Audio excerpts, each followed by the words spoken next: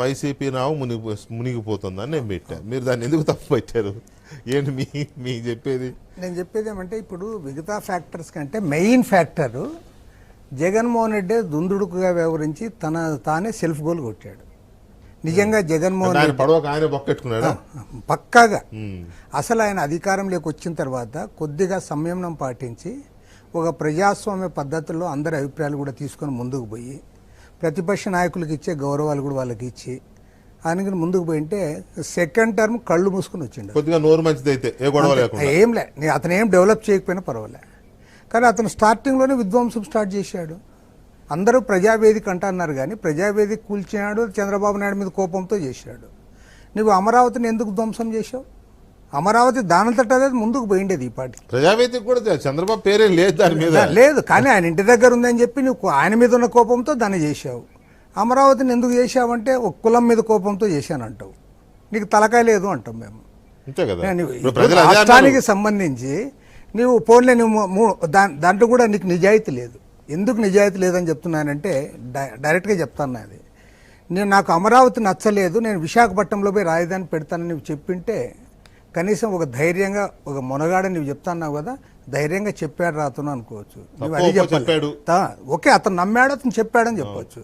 నీ మనసులోనేమి అమరావతిని కూల్చి విశాఖపట్నం పోవాలని ఉంది. దానికి 3 రాజధానులు డ్రామా ఆడావు. పక్కా డ్రామా అది. రాయలసీమ ప్రజలకి కర్నూలులో హైకోర్టు పెడతాను మోసం చేశావు. అక్కడ మొత్తం మంత్రులు ఎమ్మెల్యేలు అందరు కలిసి జగన్నాథ్ గట్టు మీద హైకోర్టు కడతామన్నారు. హైకోర్టు మేము ఇట్లా మారుస్తామని కూడా ఇంతవరకు కేంద్రానికి ప్రపోజల్ పంపలే. నువ్వు రాయలసీమ ప్రజలంతా మోసం చేశావు. పోనీ ఇప్పుడు నువ్వు విశాఖపట్నంలో ఏమైనా చేశావా? విశాఖపట్నంలో పోయి రుషికొండ గుండు కొట్టించి ఆడ బిల్డింగ్ కట్టావు అంతే. దానికి 450 కోట్లు, 451 కోట్లు. కాబట్టి నేను ఎవడు నమ్ముతాడు? నీవు ఒక మోసగాడిగా ప్రజలను ముద్రపడిపోయింది. నువ్వు మోసం చేయకుండా ధైర్యంగా నాకు అమరావతి రాజధాని నాకు నచ్చలేదు, నేను మారుస్తున్నాను, పలానా కారణాలు దీనికి ఉన్నాయని స్పష్టంగా చెప్పింటే కనీసం కొంతమంది అన్నా కన్విన్స్ అయ్యింది. నువ్వు 3 రాజధాని డ్రామా ఆడి అది కూడా సక్సెస్ కాలేక ఈరోజు కూడా వైవి సుబ్బారెడ్డి పోయి దిగాడట, ఆయనకు స్వాగతం పలికారట. ఆయన ఏమంటే మళ్ళీ ముఖ్యమంత్రి గారు ఇక్కడి నుంచే పరిపాలన చేస్తాడని మళ్ళీ ఒక అబద్ధం చెప్తాడు. ముఖ్యమంత్రిపై అడిగి పరిపాలన నువ్వు చేస్తావా? అది సాధ్యమా?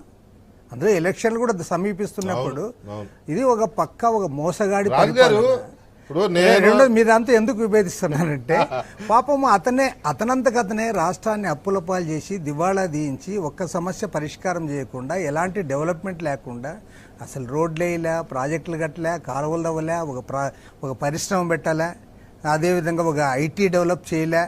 ఒక్క దాంట్లో కూడా అతనికి పాస్ మార్కులు రాలే, ఒక్క దాంట్లో కూడా. కాబట్టి ఇది పక్కా సెల్ఫ్ గోల్. ఇంకా వీటన్నిటికీ మొన్న పరాకాష్ట ఇప్పుడు చంద్రబాబు నాయుడు గారిని అరెస్ట్ చేయడం.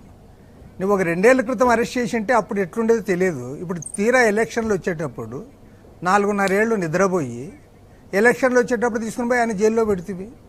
ఎవరిని కన్విన్స్ చేయలే నువ్వు. పోన్లే కనీసం అసలు నీ వెంట ఉన్న వాళ్ళే కన్విన్స్ కావాలి. కనీసం వాళ్ళన్నా నీ పార్టీ వాళ్ళన్నా కన్విన్స్ కావాలి కదా నువ్వు చేసిన చర్య కరెక్ట్. చంద్రబాబుని అరెస్ట్ చేసిన పోలీస్ ఆఫీసర్కి వాళ్ళ ప్రమోషన్ వచ్చాయి. దాంతో అది ఇంకా